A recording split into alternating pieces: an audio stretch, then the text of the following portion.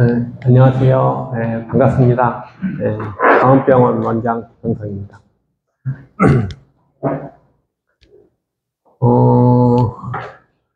이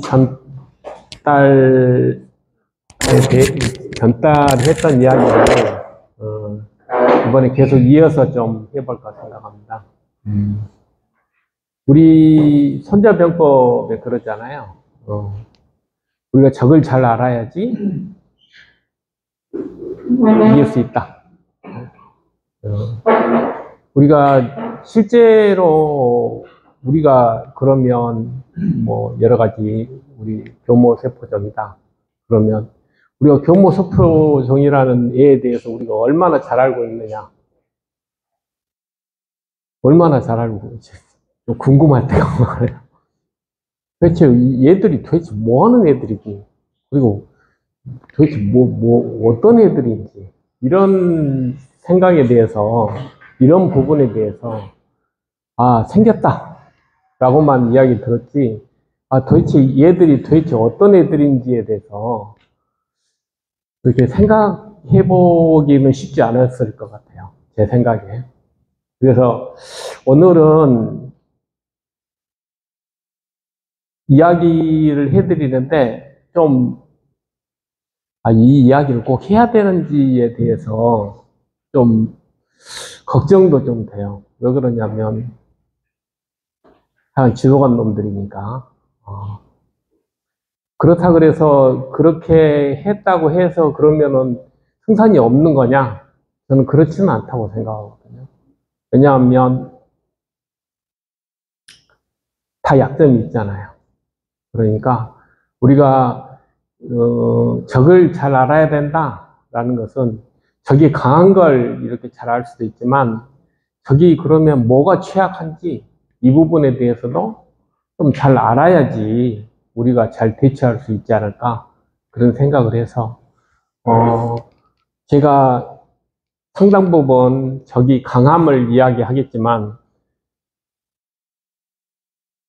그것을 이기기 위해서 우리가 뭘 해야 될지에 대해서 좀 이야기 좀 같이 이렇게 생각을 해볼까 합니다.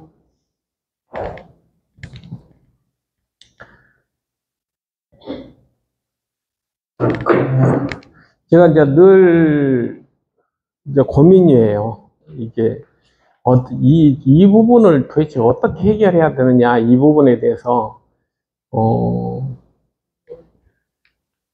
그게 뭐냐면 암줄기세포입니다.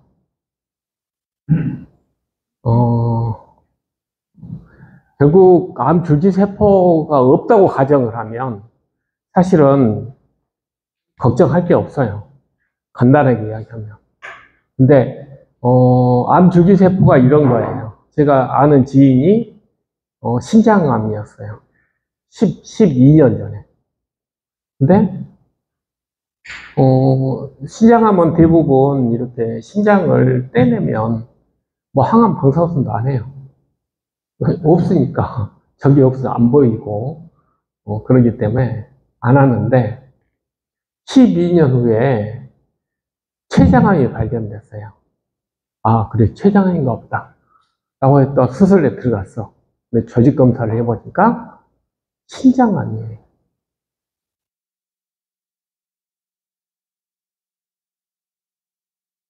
이미 보통 신장암은 신장이 있다고 생각하잖아요. 근데 신장암이 이미 그때 췌장에다가 씨를 뿌려가지고 췌장에서 신장암을 만든 거예요.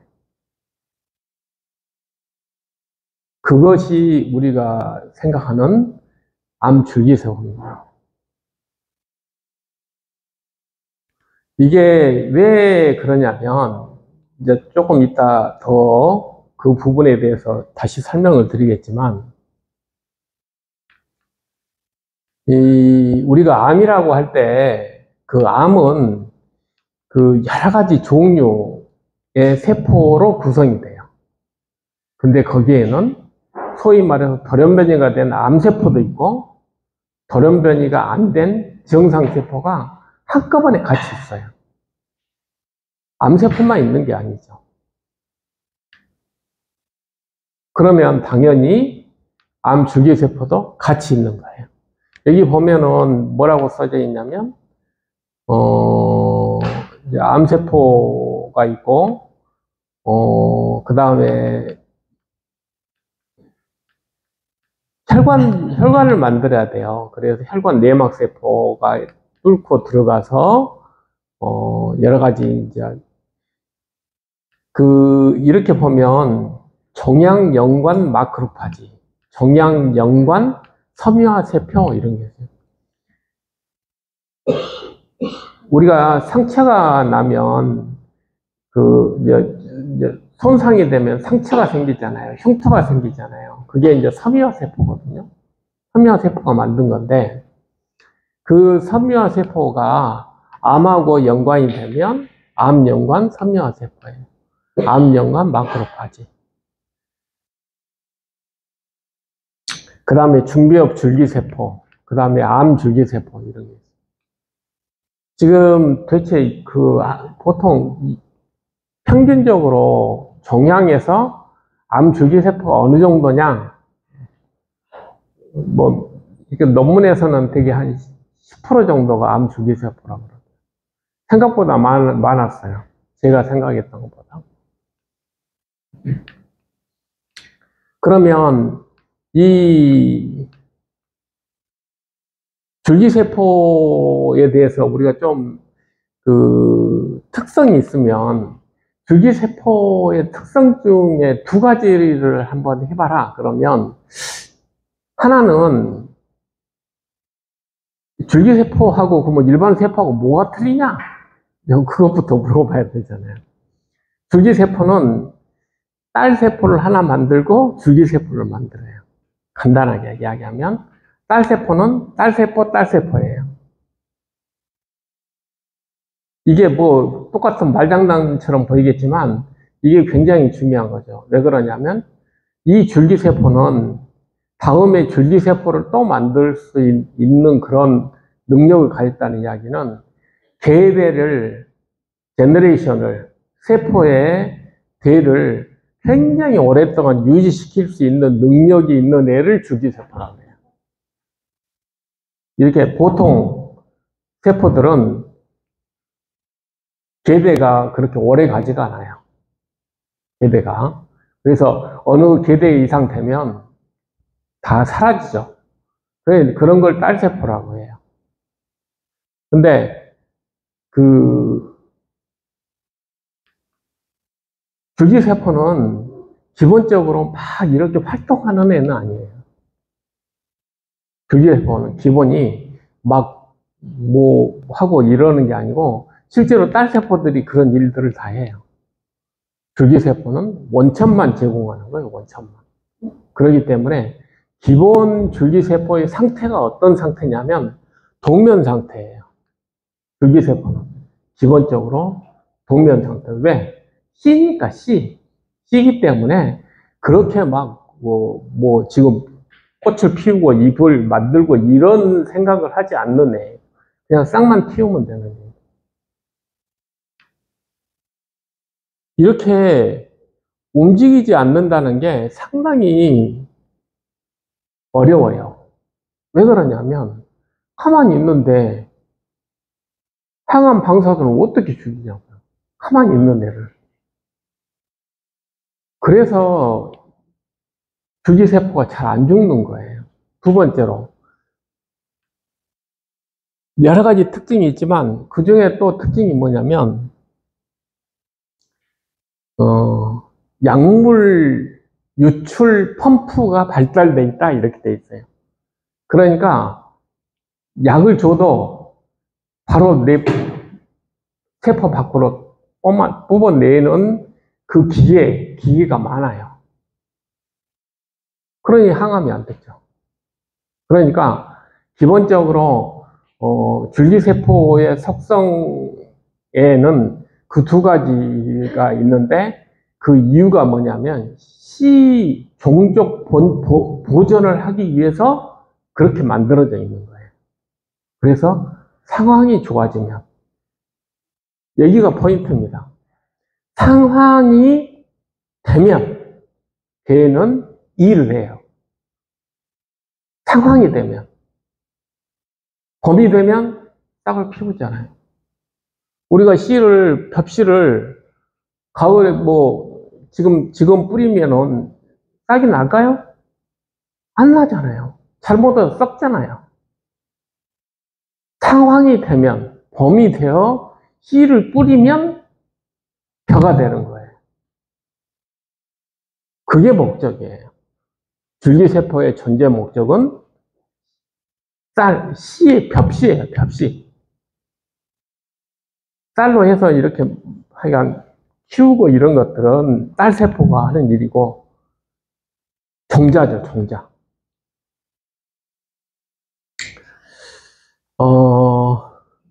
사실 이 줄기세포 연구는 교모소포정에서 제일 많더라고요, 보면. 대부분 연구를 교모소포정에서 했어요. 내용을 보면, 줄기세포가 보니까 혈관도 만들고, 그 다음에 우선 여러 가지 기능이 있지만, 일단 다 만들어요. 주변 세포도 만들고, 내막세포도 만들고, 다른 것들, 종양세포도 만들고. 여기서 보면, 암줄기세포잖아요. 암줄기세포인데, 암줄기세포가 암을 만드는 게 아니고, 우리 생각으로는 조세포만 만들어야 되잖아요. 얘는 조세포만 만드는 게 아니에요. 혈관도 만들고, 다른 것도 다 만들어요.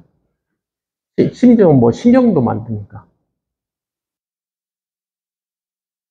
줄기세포는 그래서 되게 앞에 어떤 내용이 들어가냐면, 만능이란 말이 꼭 들어가요. 여러 가지 세포로 분화할 수 있어요. 벼씨는 벼만 만들지만, 여기 우리 줄기세포는 여러 가지 세포를 다 만들어요. 그래서 도대체 보니까 하여간 여러 가지 만들 수 있는 지방도 만들고 하여간 뼈도 만들고 연골도 만들고 다 만들더라. 이제 그것을 학문적으로는 가소성이라고 그래요.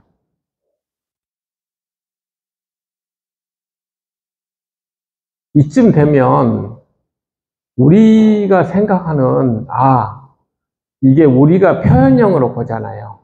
뼈는 뼈고 심장은 심장이고 이런 것들이 우리 세포 입장에서는 중요한 게 아니에요.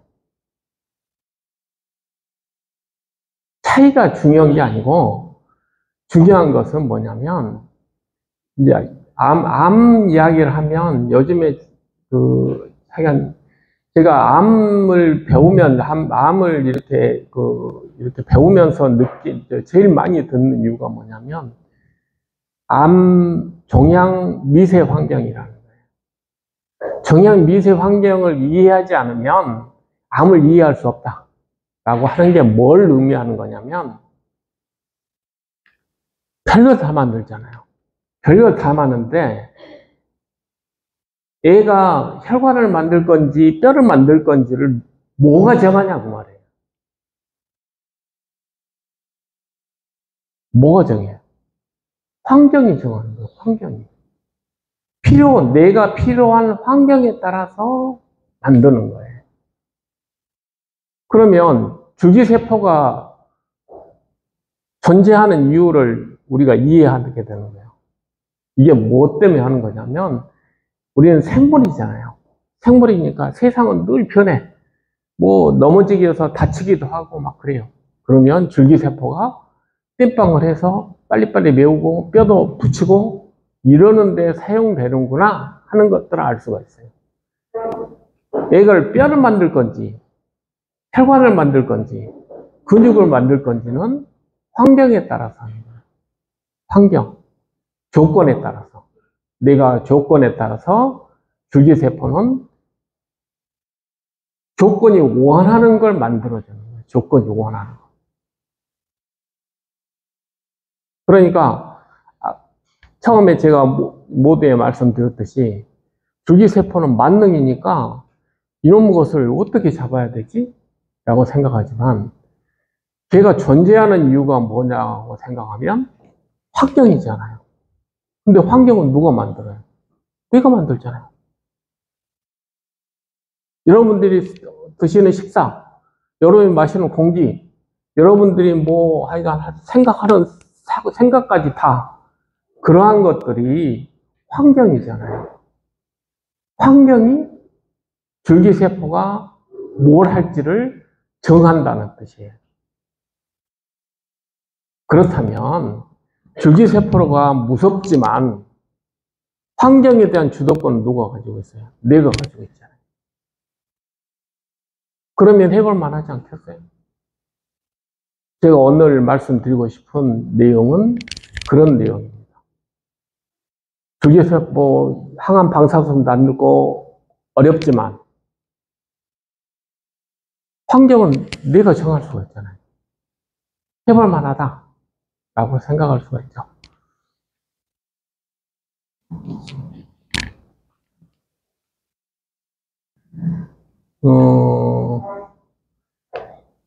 아마 이런 이야기는 좀 처음 들으셨을 건데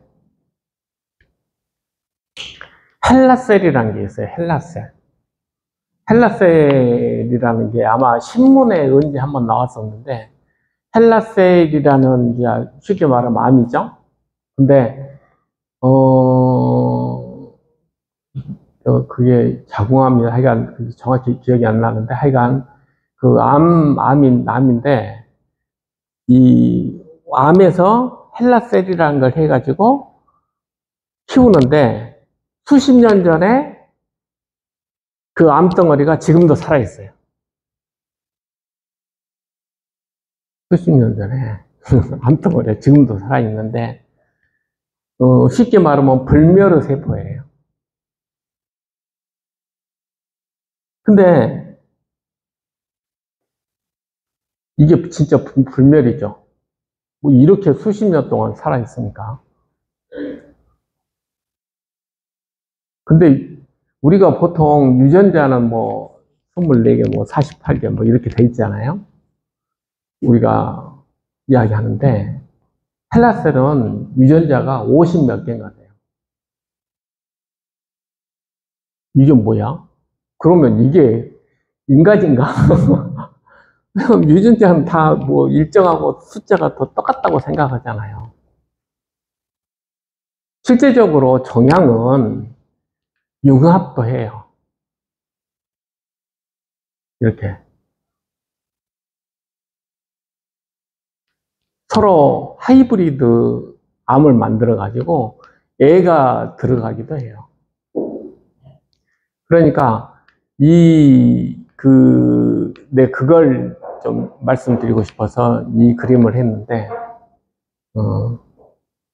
그 정도까지 좀 어떻게 보면, 지독하다. 근데 왜 이렇게 융합했을까? 살라고. 생존을 위해서 세포 융합도 한다는 걸 이해를 해야 돼요.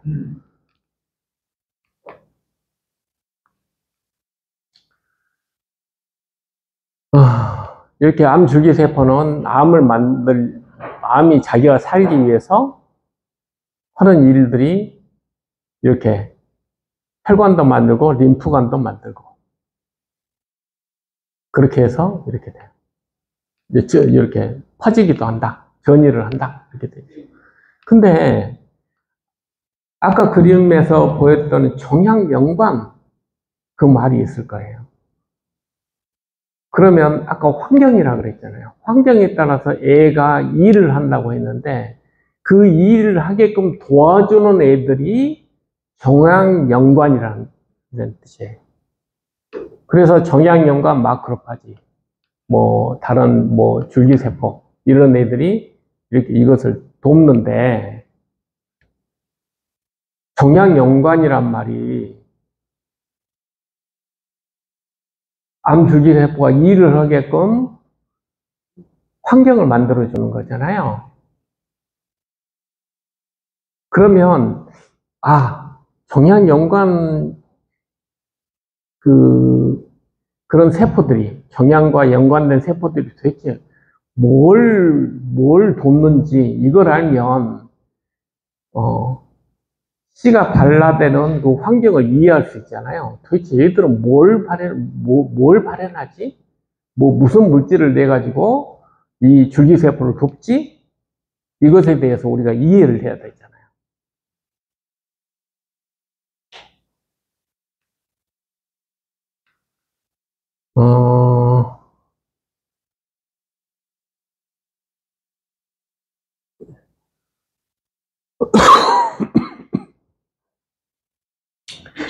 제가, 이 그림은 뭐냐면, 중비업 줄기세포나 이 주변세포, 이게, 이제 그림을 그냥 간단하게 설명을 드리면, 이 빨간 게 혈관 내막세포예요. 거기에 이렇게 기점막이 있고, 여기에 혈관 내가 내막세포만 있으면은 힘을 못 받잖아요. 힘을 못 받으니까 그걸 싸가지고 이렇게 해주는 애가 주변세포라는 애인데, 주변세포 옆에는 또, 중비업 줄기세포가 이렇게 있다. 이런 내용이에요. 근데 논문을 쭉 읽다 보면 이게 구분이 의미가 없어요. 왜냐하면 서로 왔다 갔다 하니까. 상황에 따라서.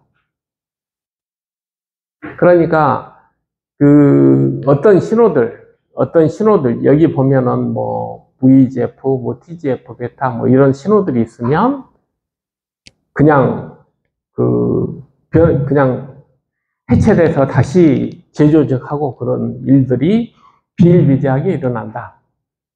우리 몸에서는.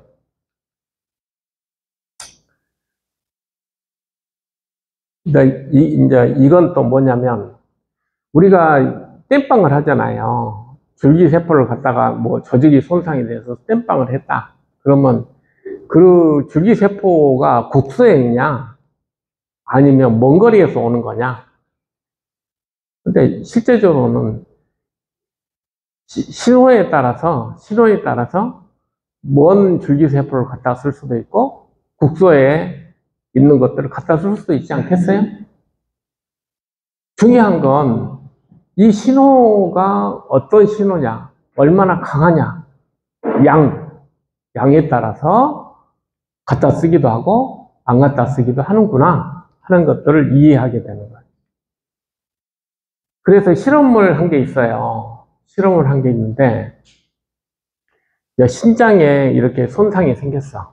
그래가지고 제가 본 논문은, 그래가지고 신장이 이렇게 수리가 됐을 거 아니에요? 수리가 됐어. 이 수리된 애들이 도대체 어디서 왔나? 궁금하지 않았겠어요? 도대체 이거 수리를 했어. 그래서 세포를 다 땜빵을 했네? 그래. 애들이 도대체 어디서 왔지? 어디서 왔겠어요? 우리 온몸에서 왔어요.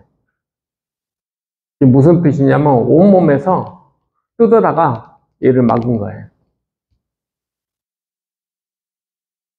굉장히 우리 몸이 세포의 연합체잖아요. 역동적이라는 뜻이에요. 생각보다 다이나믹하다. 굉장히 역동적이다. 이 점을 잘 이해하고 있으면 좋겠다. 근데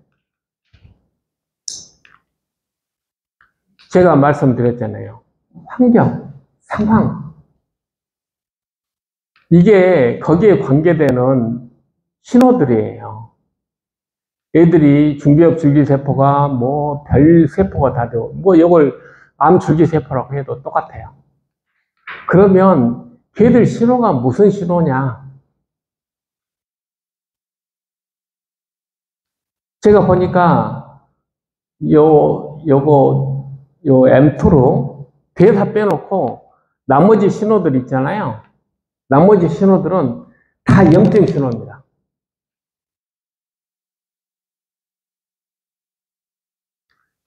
정확하게 이 M2로는 대사 신호예요. 이걸 제외한 나머지 신호들은 다 염증 신호예요.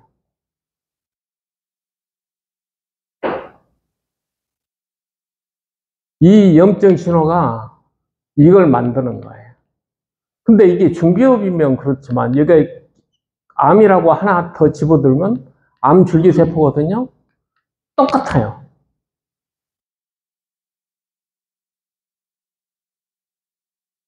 그러니까, 아, 내가 신호를 제대로 내가 잘 조절을 하고 있어야지, 적어도 암 줄기세포가 쓸데없이 일을 한다거나 이런 것들을 막을 수가 있겠구나, 라는 걸 이해할 수 있는 거예요. 이거 다 염증 신호예요. 요 CX, CL 이렇게 들어간 것들은 뭐냐면, 끌어들이는 신호예요. 끌어들이는 거. 그러면 우리가 실험을 해보면 여기 뭐 여러분 CX, CL1, CX, CL5 이런 게 있잖아요.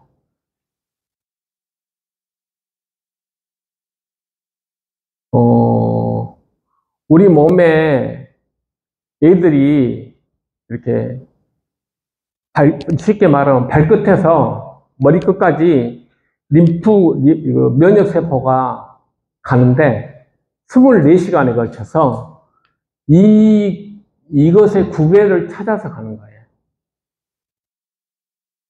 24시간 동안. 실험이 나와요. 그 구배를 따라서 계속 가는 거예요. 농도가, 구배라는 것은 농도가 높은 데서 낮은 데. 그 낮은 데서 높은 데를 따라서 우리 뭐 하여간 물 하면은 이렇게 흡수되듯이 이 구배를 따라서 우리 온몸을 조직을 통과하는 거예요. 조직을.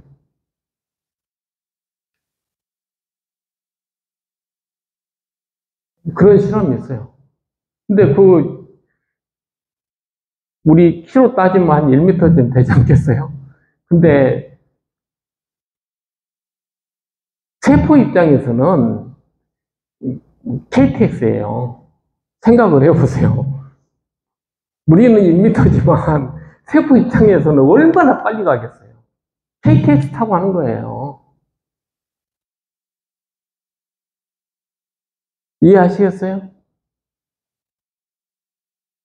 그래서 이게 우리가 보면, 아, 이게 농도가, 이게 뭐, 그렇다고 생각하죠. 세포 입장에서는 그 정도로 강력한 거거든요. 가는 거예요. 그래서, 이게 우리가 보면, 우리가 1m밖에 안 되네. 우리 눈이고, 세포 입장에서는 진짜 KTX예요. 속도가. 가는 거. 그 점을 이해하셔야 돼요. 왜 암 줄기세포가 또 의미가 없냐면, 소위 여기 뇌 주변 세포라고 돼 있잖아요. 뇌 주변 세포는 뇌 혈관에 있는, 옆에 붙어 있는 혈관을 지지해주는 세포를 주변 세포라고 해요. 근데 얘가 보면은 뼈도 만들어요. 뼈도. 신경도 만들어요. 이게 그냥 나온 건 아니고, 한 20년 전부터 실험을 해서 분할을 다 시켰거든요. 그게 나온 이야기예요.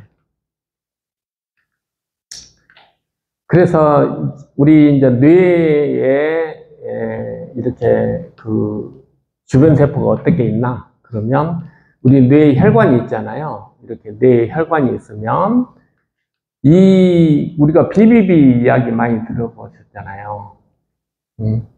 브레인 브레드 베리어라 그래가지고 장벽이. 그래서 뇌는 잘 안 통하지, 이렇게 안 통한다 그러잖아요. 주변 세포 연구가 제일 많은 데가 뇌예요. 왜 그러냐면 소위 말해서 그 BBB를 만드는데 주변 세포가 만든다고 보시면 되거든요. 더 강력하게 주변 세포가 이렇게 싸가지고 BBB라는 걸 만들어요. 근데 여기 보면 성상세포 있잖아요. 성상세포. 성상세포는 뭐 하는 애예요? 신경세포는 영양 공급을 혈액에서 바로 못 받잖아요. 그래서 성상세포를 통해서 산소하고 영양분을 받게 되거든요. 여기 보면은 이렇게 발이 있잖아요. 여기, 그러니까 산소가 혈액에서 내막세포를 통해 가지고 성상세포를 통해서 신경세포가 산소 공급과 영양분을 받아요. 그러니까 혈관에 바로 붙어 있어요. 주변 세포도 붙어 있지만 성상세포도 붙어 있어요. 신경세포는 좀 떨어져 있죠. 신경세포는 마이크로글리아 독립적으로 있는 거고, 이제 다음에 이제 이쪽은 이제 특별한 부분이니까 뭐 신경세포가 이제 어떻게 해서 새로 신경세포를 만드는 그런 내용이고, 하여간 제가 강조하고 싶은 것은 이거예요. 이거 그렇다면 우리가 이쪽에 성상세포가 뭐 소위 말해서 교종의 기본이잖아요. 대부분 성상세포종이니까. 그러면 이 성상세포 교정을 할 때 혈관은 뗄래야 뗄 수 없는 관계잖아요. 존재 목적이 뭐 성상세포가 왜 존재하냐? 영양분 다리 역할을 해주는 거잖아요. 우리 있지. 혈관에서 신경세포로 영양분 전달하는 게 1차 목표예요. 그러니까 다른 말로 하면 교종은 뭐에 민감하냐? 뭐에 민감하겠어요? 혈관이 진짜 민감하구나. 그런 생각이 안 들 수가 없지 않겠어요? 혈관에 먼저 문제가 생기면 교세포는 뭔가를 해야 돼요. 뭔가를. 혈관에 문제가 생겨요. 뭔가를 해야 됩니다. 그것이 뭐든지 간에. 제일 잘하는 게 뭐였어요?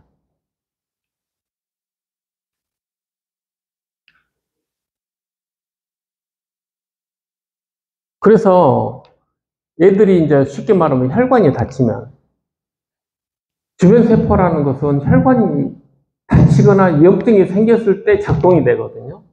그래서 걔들이 무슨 일을 하나? 그걸 봤어요. 그랬더니 일단은 땜빵 하는데 다 땜빵해요. 그냥 신경도 만약에 손상됐으면 신경도 땜빵하고, 그 다음에 뭐 혈관도 땜빵하고, 다 땜빵하는 거예요. 뭐 지방세포도 만들잖아요. 근육도 만들고.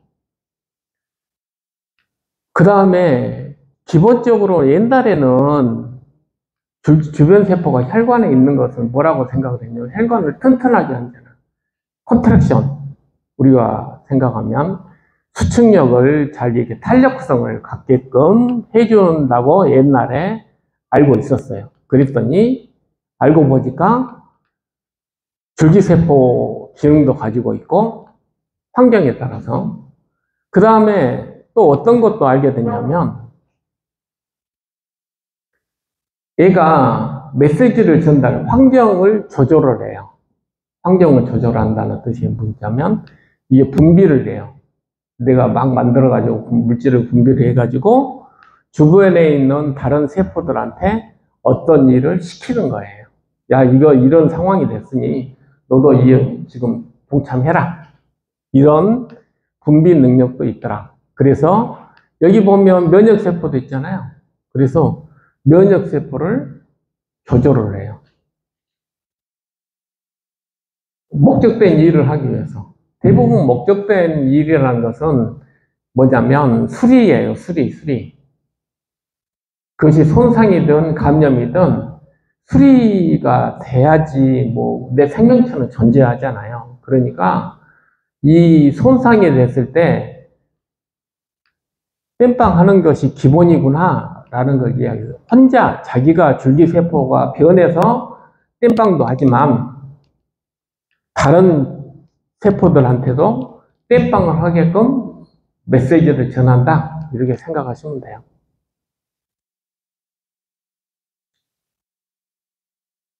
그래서 뭐 이렇게 유방암 뇌전이를 봤더니 줄기세포가 이렇게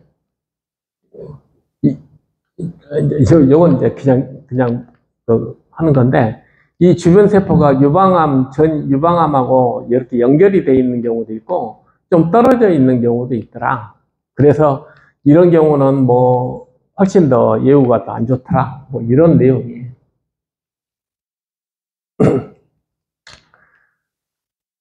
그래서 주변 세포가 도대체 어디서 왔냐 그랬더니, 혈관에 붙어 있으니까 혈관에 있는 주변 세포만 가지고 땜빵을 한 줄 알았더니, 심지어는 골수에서 끄집어다가 일을 하더라.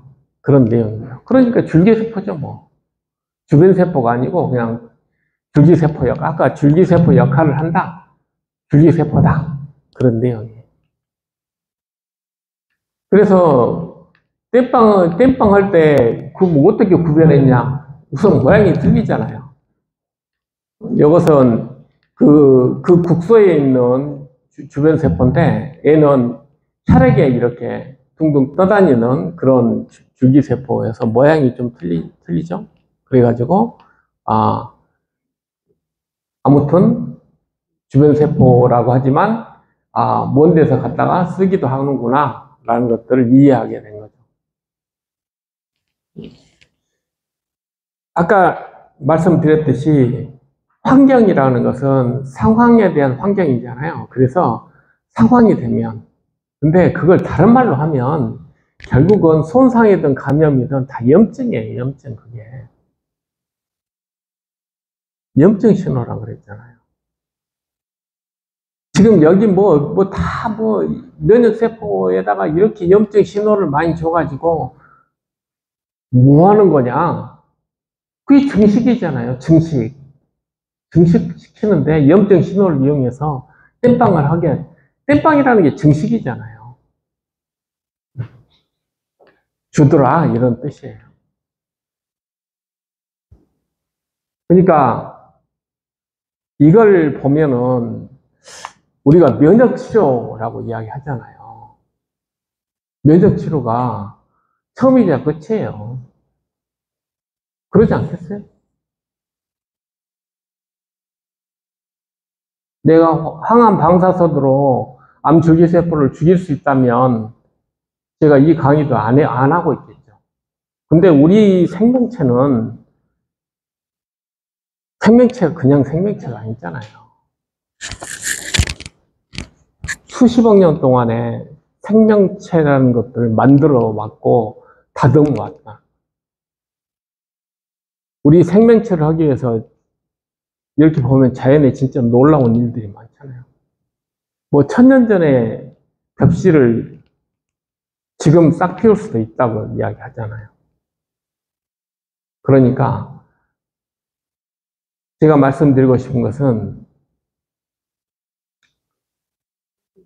암 줄기세포가 물론 강한 생명력, 어떻게 보면 생명력의 결정체죠.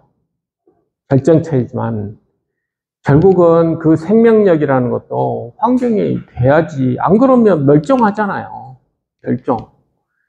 코로나19도 여러분들이 우리가 예를 들어 델타다, 뭐 오미크론이다 이렇게 하지만 걔들 종의 입장에서는 이런 거거든요.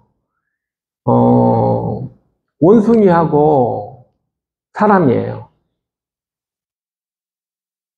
종이 틀리잖아요. 그러니까 종이 틀린 것은, 그러면 델타는 어떻게 됐냐? 멸종했어요.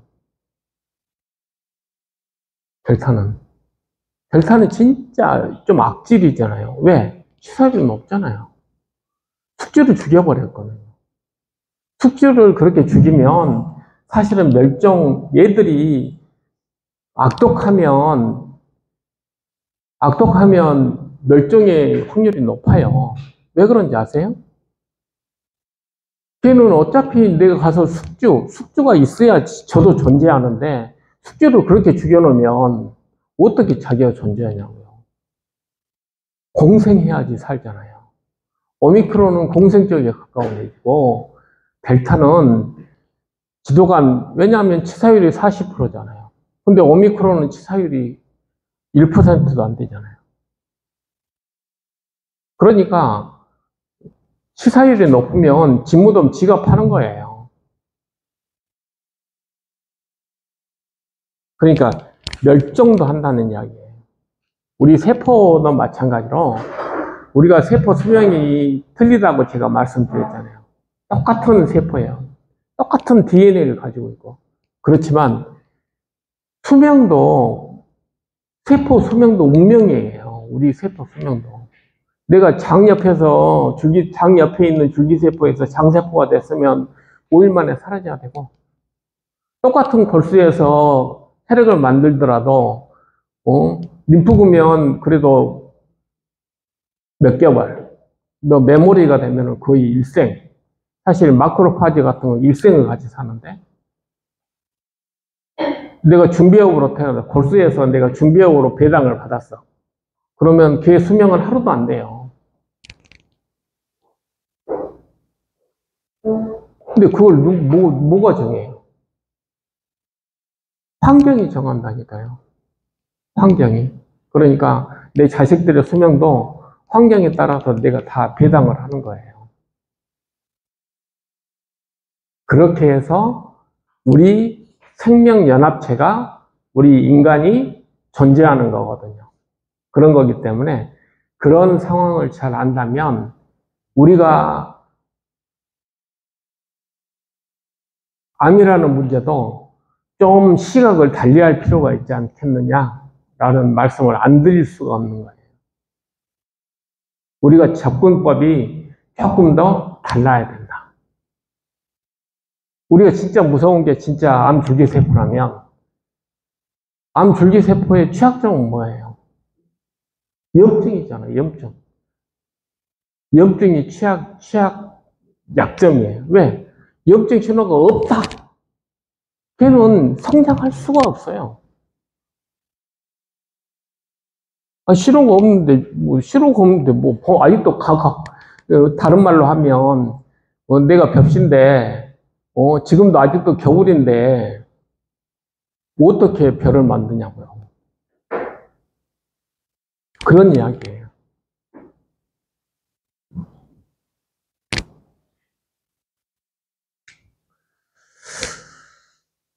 이건 아까 이야기했던 반복이에요. 그래서 어떻든 성장인자 뭐 이런 것들이 생기면, 뭐 이렇게 한다. 근데 여기가 종양이라고 했으니까 이렇게 하지만 이걸 손상이다. 그러면 똑같아요. 그림이. 이게 손상이 됐다. 내 조직이 손상됐어요. 그러면 똑같은 일이 벌어져요. 다른 건 하나죠. 얘가 그냥 암자가 분자 안 분자 그것만 틀리겠죠? 네, 그렇습니다. 그래서 아까 말씀드렸듯이 주변 세포하고 이렇게 그 줄기세포는 왔다 갔다 하니까 그래서 치료가 어렵다는 거예요. 아까 말씀드렸듯이 우리가 어려운 점이 이게 뭐 암인지 내 그냥 필요한 정상 세포인지 이게 서로 섞여가지고 그 뭐 왔다 갔다 하니까 이게 섞여 있단 말이에요. 정상 조직에. 그러다 보니까 치료가 어렵다. 그것이 내용이고, 그렇다면 걔들 뭐 일 안 하게 하면 되잖아. 라고 생각한다면, 아까 말씀드렸듯이, 그, 염증을 해결하면, 여러 개 나와 있지만 결국은 염증 신화예요. 이건 이제 만성 염증이, 그러니까 이제 보통 당뇨가 가장 대표적이 되는데, 왜 당뇨 좀 있는데, 당뇨 합병증이 있는 건 그래도 이해한다. 그렇지만, 암 발생도 높잖아요. 이렇게 만성 염증이 생기게 되면 암이 더 잘 생긴다. 그런 내용입니다.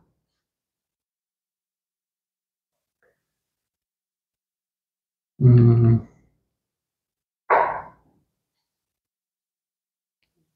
기본적으로 이제 암의 시작, 그 다음에 암의 증식, 뭐 이런 것, 전이, 그런 데 있어서, 그런 환경은 다 염증 신호예요. 간단하게 이야기하면. 그래서, 염증을 잘 관리한다면, 뭔가, 이게 다 염증 신호잖아요. 그러니까, 전이 문제, 뭐 이런 것들이 있어요. 그래서, 이것에 대한 가장 간단한 예는 아스피린이에요, 아스피린.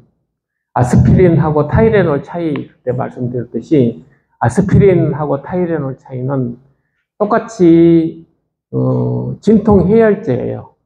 진통해열제인데, 소염작용이 있는 것과 없는 것이 차이점이 있죠? 소염작용, 염증. 염증을 가라앉히는 작용이 있는 게 아스피린이고, 염증을 가라앉히는 작용이 없는 게 타이레놀이에요. 그러면 똑같은 말장난 같지만, 여러분들이 백신 맞을 때 타이레놀 드세요, 타이레놀 드세요라고 하는 이유가 염증 작용을 좀 시키려고 만들어 놓은 건데, 백신도 주는 건데, 그때 아스피린 먹어버리면 항염 작용이 있어가지고 백신 작용이 떨어질까 봐서 타이레놀을 드시라고 한 거예요. 타이레놀이 좋아서가 아니고 필요에 의해서. 근데 내가 진짜 아팠다. 그럼 아스피린 먹어야죠. 간단하게 이야기하죠. 이게 아스피린을 어떤 사람들이 제일 많이 먹냐? 되게 뇌 경색이 있는 사람들이 많이 먹잖아요. 왜냐하면 피를 좀 묽게 해줘야 되잖아요. 안 그러면 막히고 그러니까 뇌 경색이 있던 사람들은 아스피린 처방을 옛날에는, 요즘에는 더 좋은 약들이 많이 나와서 그렇지만 아무튼 아스피린을 먹었어요. 피를 맑게 해야 되니까. 혈전이 잘 안 생기게끔 해야 되니까. 근데 그래서 비교를 할 수 있어요. 우리가 비교를 할 때는 그 사람의 나이 이런 것뿐만 아니고 성별, 그 사람 특성, 경제적 수준 이런 것까지 다 변수를 다 맞출 수가 있어야 돼요. 그러면 5만 명 정도를 하게 되면 그 중에 100명, 100명 이렇게 비교할 수 있어요. 모든 변수를 맞춰서. 가능한, 생각할 수 있는 모든 변수를 맞추면 아스피린 단독의 효과를 이해하는 데 도움이 되거든요. 그랬더니 최소 30%, 그 다음에 최대 50%의 암 발생이 적더라. 그게 뭐였어요? 항염작용이죠. 항염작용. 메트포론을 먹은 사람, 당뇨약이면 메트포론 기본으로 먹으니까 메트포론을 먹어서 만성염증, 당뇨가 줄어들면 만성염증이 줄어들잖아요. 그런 사람은 당뇨가 안 걸린 사람보다 암이 30%가 덜 걸리더라. 당뇨가 걸려가지고 메트포론을 먹은 사람은 당뇨가 메트포론을 안 먹은 사람보다 물론 하지만 당뇨금 걸린 사람은 암 발생이 30% 높아. 근데 왜? 만성염증이니까. 근데 당뇨가 걸렸는데 메트포론을 먹었어. 그러면 당뇨가 안 걸린 사람보다 암 발생이 30%가 낮아요. 이게 뭘 의미하는 거겠어요? 만성염증이 그만큼 중요하다. 암 발생에서. 그걸 이야기하는 대표적인 이야기거든요. 그런 거기 때문에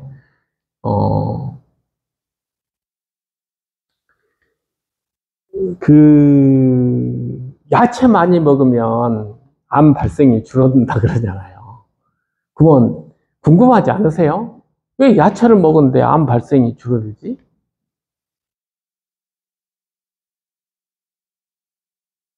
이게 우리 장에는 한 1kg까지 세균이 있어요. 우리 장내 세균이. 근데 걔들이 먹이를 먹어야 되잖아요. 먹이. 근데 걔들 먹이는 야채를 좋아해요. 야채를. 근데 어떤 게 있냐면, 우리가 그 장내 세균하고 우리 몸하고 세균이니까 우리는 죽여야 되잖아. 기본적으로. 근데 다 죽이면 하여간 좀 안 되니까 협약을 맺어요. 우리 유익균이라는 게 뭐냐면, 아, 너 거기서 살대? 나하고 척지지는 말자. 내 면역세포가 그 유익균 죽인다고 난리 법석을 하면 내 장이 남아나겠어요? 설사하고 난리 나겠지? 그러니까 협약을 맺은 거야. 야, 너하고 나하고는 그 공생하자. 그렇게 딱 협약을 맺어요. 언제 협약을 맺어요? 젖먹이 때. 젖먹이 때 협약을 맺어. 그 일생을 가는 거예요. 젖먹이 때 균이 최소한 500종류잖아요. 이 내 장 속에. 협약을 맺었어. 어떻게 협약을 맺었어? 싸우지 말자. 너는 적이 아니야. 우리 네 세균이 있으면 죽여야 되는데 그걸 노말 풀어라 그래요. 쉽게 말해 공생관계를 맺은. 그래서 네가 나는 너를 적으로 인식하지 않겠다고 내 면역 체계가 세팅을 하는 거예요. 다른 적이 오면 예를 들어서 코로나가 오면 적으로 인정하겠지만 그래서 난리 법석을 피우겠지만 그렇지 않은 네 공생하는 박테리아에 대해서는 적으로 인식하지 않겠다. 그것이 협정의 기본이에요. 근데 애들을 잘 키워야 될 거 아니에요. 이게 이제 프레바이오틱스라는 거잖아요. 소위 말해서 프레바이오. 그런 애들이 잘 있으면 쓸데없는 자가 면역이나 이런 것들이 좀 잘 안 생기고 면역 시스템이 잘 유지된다. 뭐 그런 내용입니다.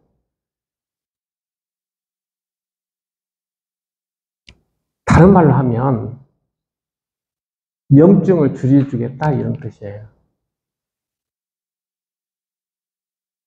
그러지 않겠어요? 협약은 맺었어. 그러니까 쓸데없는 염증을 내가 덜 일으키겠다. 그런 내용이잖아요.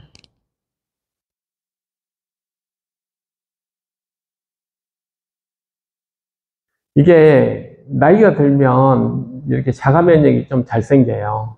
그 내용이 뭐냐면 이게 틈이 그 장 세포가 탄탄해지지 않고 이것도 나이가 들면은 느슨해져요. 그러면 쓸데없는 게 자꾸 들어가요. 쓸데없는 게. 소위 말해서 노화에 의한 만성염증이에요. 사실 노화가 문제가 아니고 노화와 동반된 만성염증이 문제죠. 간단하게 이야기하면. 노화가 되면 그래서 만성염증이 생기는 거예요. 그러니까 대장암이 왜 생기냐? 그러면 결국 나이 들어 생기는 것이 그 틈이 자꾸 벌어져가지고 이게 협정이 자꾸 무너지는 거예요. 그럼 만성염증이 생길 거예요. 쓸데없이 싸워야 되니까. 그러다 보면 대장암이 생기는 거죠. 아무튼 그렇습니다. 뭐 여러 가지 약들이 나오겠지만 뭐 일상생활에서 내가 바로 접할 수 있는 내용들은 그런 항염제가 나한테 도움이 되는구나 하는 것들을 알 수 있어요. 근데 항염제의 끝이 뭐냐면 스테로이드잖아요.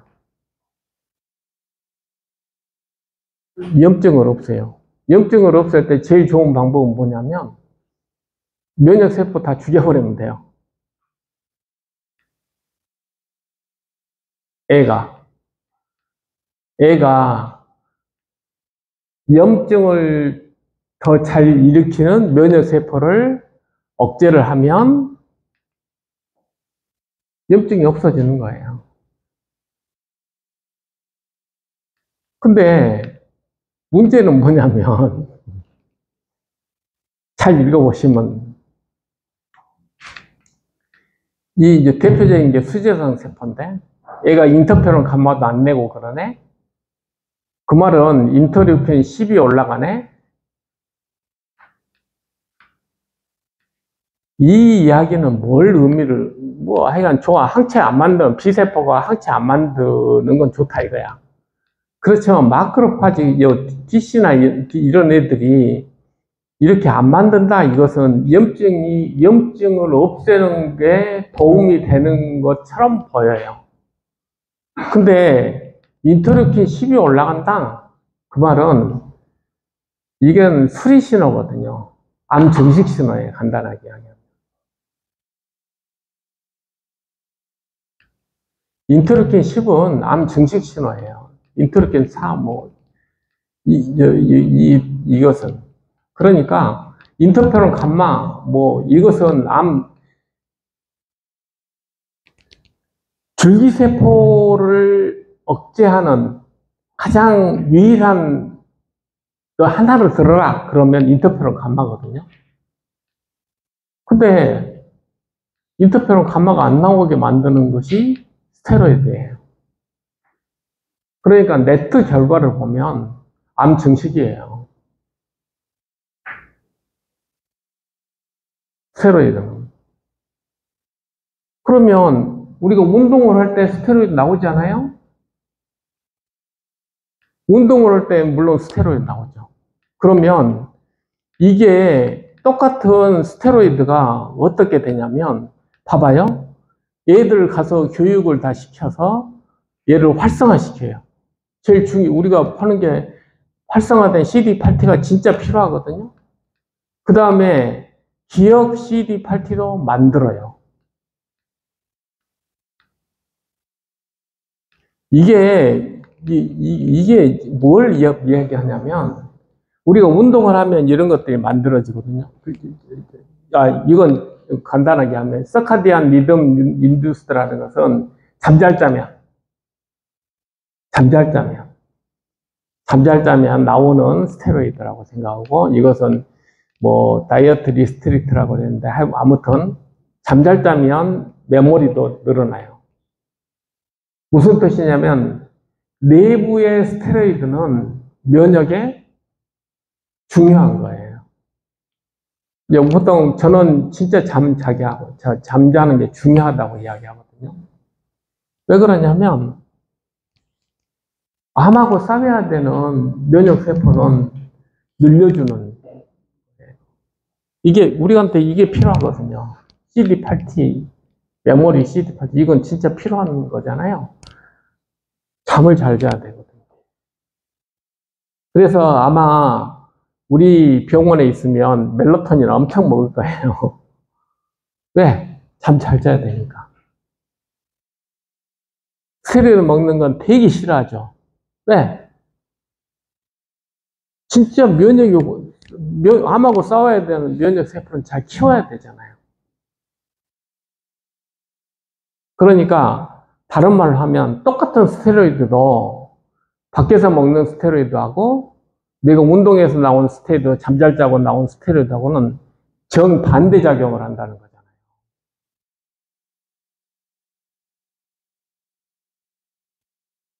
우리 병원에서 몇 가지 이야기 많이 하잖아요.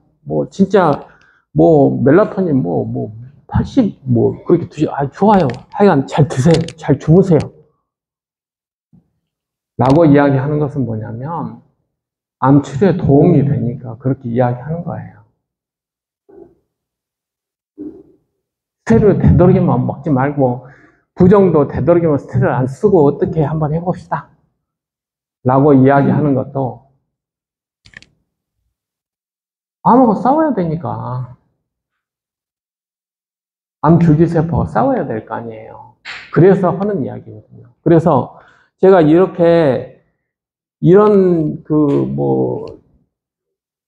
암 줄기세포를 이야기해도 결국은 우리 병원에서 하는 프로토콜에서 별로 벗어나는 게 없어요.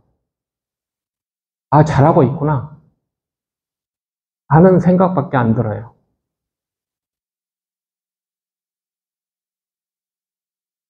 그래서 뭘 먹어야 돼, 이게 먹고 안 먹고의 문제가 아니고 우리가 암이 어떻게 활동하는지를 우리가 잘 이해하고 전략을 세운다면 결국은 소위 말하는 면역 치료가 진짜 중요하구나 라는 이야기를 안 할 수가 없어요.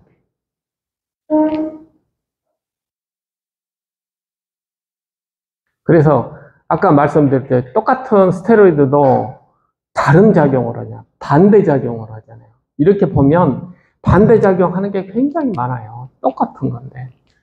아까 제가 인터페론 감마가 암 줄기세포 이렇게 한다고 했잖아요. 인터페론 감마가 CD8하고 이제 NK에서 제일 많이 분비하는 애고, 걔가 작용이, 애들이 활동 못하게 하는 게, 기본인데, 반대작용이에요. 그러냐면, 인터페론 감마가 암을 억제도 한다. 그런 내용이 있고, 인터페론 감마가 암을 키운다. 그런 논문이 공존해요. 그럼 차이가 뭐예요? 차이가? 용량 차이예요, 용량. 용량에 따라서 반대작용을 하는 거예요. 스테로이드가 반대작용하듯이. 이 점을 이해해야지만이 우리가 이 문제를, 염증 문제를 해결하는 거예요. 뭐가 좋은 게 아니에요. 잘 쓰는 게 중요한 거예요. 이해하시겠어요? 우리가 원예 치료를 뭐 2, 3일에 한 번씩 한다. 왜? 일시적으로 고용량이 중요한 거지 계속 하는 게 중요한 게 아니라는 거예요. 프로토콜은 그렇게 만들어지는 겁니다. 그런 거기 때문에 똑같은 인터페론 감마가 중요한 게 아니에요. 용량, 어떻게 쓰느냐. 그러면 면역 치료라는 게 그냥 뭐가 좋다 이런 걸로만 끝나는 게 아닌 거예요. 아, 내가 잘 써야 되는구나. 잘 활용해야 되는구나. 왜? 똑같은 걸로 반대작용할 거니까. 이게 왜 그러냐면, 우리가 사회가 아니고 자연에 있다고 생각을 해보세요. 자연에 있다고 생각하면, 내가 다리가 부러졌어. 그러면 나는 어떻게 돼요? 굶어 죽어야 되잖아. 다리가 아픈데 움직일 수도 없고, 식량을 어떻게 구하냐고. 굶어 죽어야지. 그래서 우리 몸에 있는, 왜 손상이 되면 몸에 있는 모든 세포를 뜯어다가 거기다 붙이려고 하는지 이해하시겠어요? 내가 죽잖아요. 그래서 몸에 있는 모든 세포를 뜯어다가 거기다 붙이는 거예요. 빨리 상처가 치유되어야지 나는 존재하니까. 얼마나 강력한지 아시겠어요? 왜 염증이 있으면은 내가 기운이 없을까? 에너지를 염증이 있는 부위에다가 1순위로 줘야 되기 때문에 그래요. 기운이 없는 거야, 그냥. 왜? 거기다가 에너지를 써가지고 빨리 리페어를 시켜야 됩니다. 그러면 지금 제가 염증 신호라고 했던 게 얼마나 강력한 건지 이해하시겠어요? 에너지를 심지어 멀쩡하게 있는 세포를 뜯어다가 그 붙이는 데 쓸 정도로 강력한 거예요. 그러면 우리가 그러한 것들을 이렇게 완화시켜야 되잖아요. 그런 것들. 사실 우리 소염제 잘 먹으면 또 부기도 빨리 빠지잖아요. 우리도 이제 그런 것들을 잘 가지고 있잖아요. 우리는 약이 있으니까. 어쨌든 옛날에 없을 때는 약초 붙이고 이제 얼마나 오래 기다려야 됐지만 지금은 약 주사 먹으면 금방 좋아지잖아요. 그런 개념으로 생각을 하시면 우리도 무기가 있으니까 그런 메시지를 빨리빨리 잘 정리하는 게 필요하다. 그런 내용입니다. 그래서 제가 오늘은 치료 이야기를 별로 안 너무 길어지니까. 그래서 비타민 C 구형량 중요하고, 셀레나이드 중요하고, 온열 치료하고, 온열 주행하고, 그렇다는 이야기예요. 오늘도 다시 결론은, 중요하니까. 그리고 NK가 왜 중요하냐? 왜? 암 줄기세포 그래도 잡을 수 있는 유일한 것은 NK밖에 없으니까. T는 잘 못 죽여요.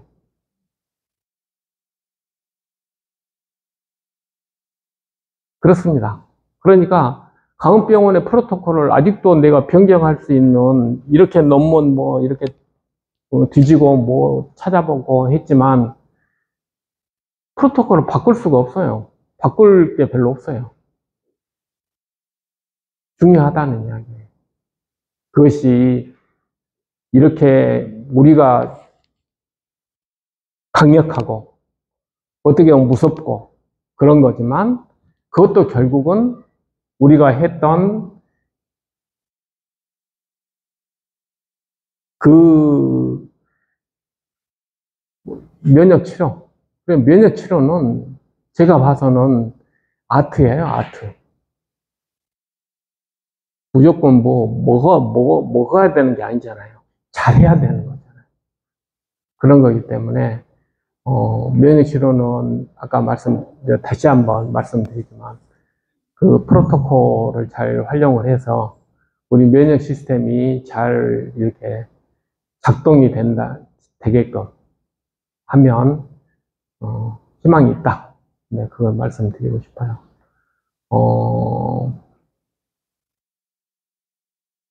물론 전쟁을 할 때, 이렇게 하지만, 다른 미사일도 있고 그러면 또 잘 싸울 수는 있겠죠. 그렇지만, 기본적으로 전쟁이라는 것은 뭐냐? 결국은 남을 죽이는 게 목적이 아니잖아요. 내가 주도권을 가지고 내 의지를 실현하고 하는 것들이 목적 아니겠어요? 그러니까 우리가 잘 사는 게 어떤 암 치료의 목적이란 말이에요. 우리가 잘 사는 것. 잘 사는 건 뭐고? 우리 건강한 애들을 잘 건강하게끔 만들어서 결국은 암을 극복할 수밖에 없다. 그런 결론에 도달할 수밖에 없어요. 전쟁의 목적하고 똑같거든요. 그러니까 우리가 건강을 잘 만들면 암도 충분히 승산이 있다라고 생각하는 것에서 벗어나지가 않아요. 근데 제 생각으로는 진짜 더 열심히는 하긴 해야 될 것 같아요. 왜냐하면 그쪽 암 성장에 대한 메시지가 진짜 강력하거든요. 그러니까 걔들만큼은 우리가 또 열심히 강력하게 해야 되지 않겠어요? 그런 관점에서는 하여간 더 열심히 노력은 해야 되겠다, 그런 생각을 합니다. 오늘 여기까지 하고 혹시 질문 있으시면. 제가 빨리 잡는 걸 빨리 만들어야 되는데 하여간 계속 지연돼서 미안하긴 한데 하여간 열심히 노력은 하고 있습니다. 네. 없으시면 강의는 마치겠습니다.